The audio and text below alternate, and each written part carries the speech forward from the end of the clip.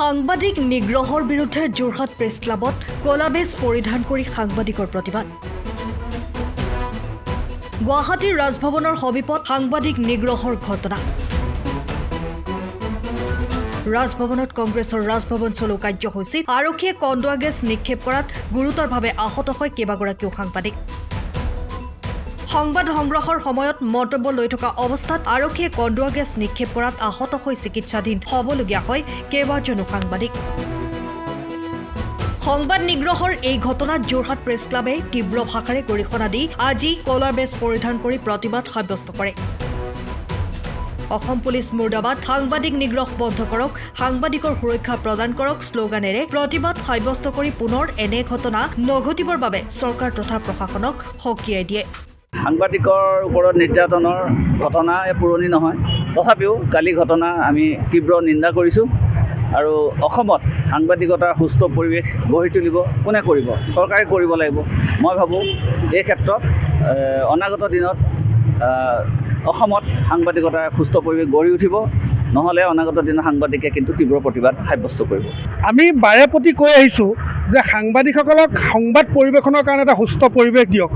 আমি বাৰে প্ৰতি কৈ আহিছোঁ যে সাংবাদিক নিগ্ৰহ বন্ধ কৰক, কিন্তু বাৰে প্ৰতি অসমৰ সাংবাদিকসকলে কৈ থকাৰ পিছতো, দাবী জনাই থকাৰ পিছতো কালিৰ দিনটোত আমি যি জঘন্য দৃশ্য দেখা পালোঁ, কালি বাতৰি পৰিৱেশন কৰি থকা অৱস্থাত, বাইক লৈ থকা অৱস্থাত সাংবাদিকসকলৰ ওপৰত কন্দুৱা গেছ প্ৰয়োগ কৰা হ'ল, যাৰ কাৰণে কেইবাজনো সাংবাদিক ঘটনাস্থলীতে তেওঁলোকে যথেষ্ট অসুখীয়া হৈ পৰিল, তেওঁলোকক চিকিৎসালয়ত ভৰ্তি কৰিবলগীয়া হ'ল।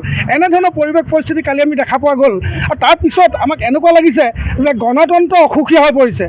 এই অসুখীয়া গণতন্ত্ৰ ৰক্ষা কৰিবৰ কাৰণে আমি চৰকাৰক পুনৰ আহ্বান জনাইছোঁ। আমি পুনৰ কৈছোঁ যে সাংবাদিকতা কৰিবৰ বাবে অসম চৰকাৰে আমাক এটা সুস্থ পৰিৱেশ দিয়ক, সাংবাদিক নিগ্ৰহ বন্ধ কৰক, আৰু কালি যিটো দৰে ঘটনা সংঘটিত হৈছে সেই ঘটনা যাতে পুনৰাবৃত্তি নহয় তাৰ কাৰণে আমি অসম চৰকাৰক কঠোৰভাৱে সকীয়নি দিছোঁ। ঠিক অসম আৰক্ষীক আমি হাই ধ্বনি দিছোঁ।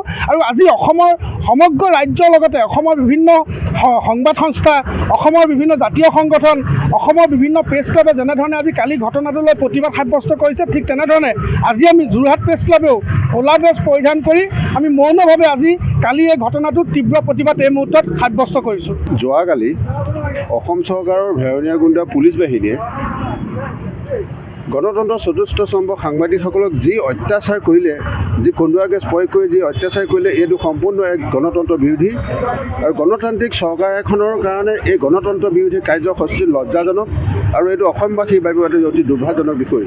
অসম চৰকাৰৰ এনে দুৰ্ভাগ্যজনক এনে হিটলাৰী শাসন ব্যৱস্থা কোনো কাৰণতে অসম জাতীয়তাবাদী যুৱ ছাত্ৰই কেতিয়াও নামানে।